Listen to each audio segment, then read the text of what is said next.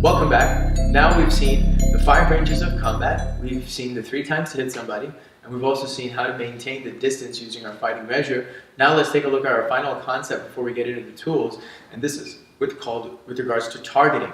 Where are we going to target the body that we're going to attack? So we need to totally understand what we're going after and why it's slightly different on the street than it would be maybe in a sport combat and a situation that has rules, a situation that has referees, a situation that has a given date to fight somebody, a situation that has rounds where you can get coaching, and a situation in which you cannot do illegal things like go to the eyes, the throat, the groin, and so on and so forth. Okay, Brian Olsen, come on in.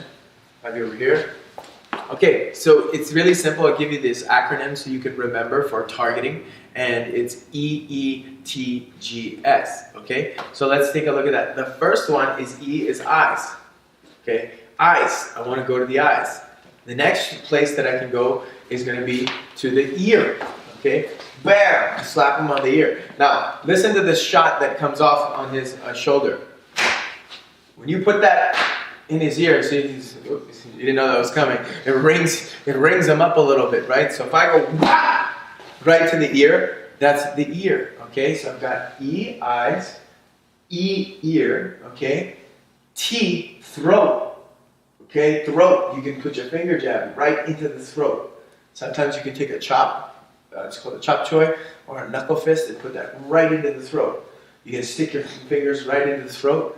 And once again, they create that pain response. So eyes, ears, throat. Okay, E, T. Now the next is G.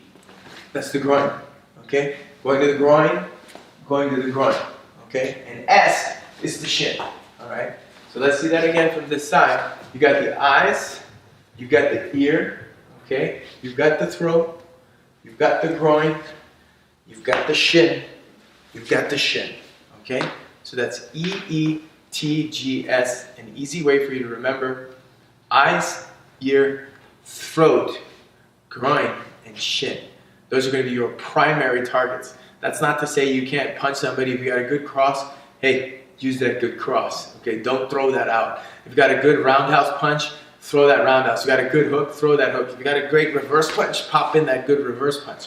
If you got a great side kick, use the great side kick. Okay, I'm not saying get rid of anything you already have. If you've got an amazing shot that you know can knock somebody out, keep that there and just add this to it. Okay, for example, if I'm a good boxer and I know my left hand is nice and loaded, right? Why not first throw a finger jab to his eyes to make him go just like he does there, and then finish him with the shot. Okay, that's really what I want you to see. This is supplemental material for you to add into your current and existing art. I'm not trying to give you anything that I want you to replace. You already have your weapons. If you're a martial artist, you have spent a lifetime developing your weapons that you already have.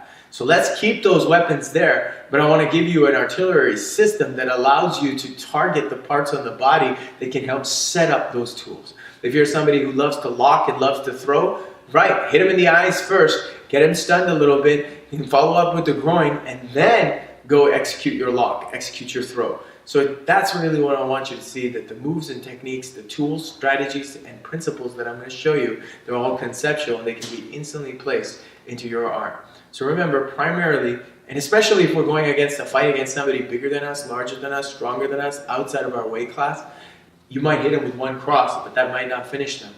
And there might be multiple opponents. So we need to debilitate them really quickly. And the best, fastest way is if they can't see or they're stunned for a moment in the eyes, because when he's over here and I go to the eyes, instantly he goes there, boom, he's not aware of the groin.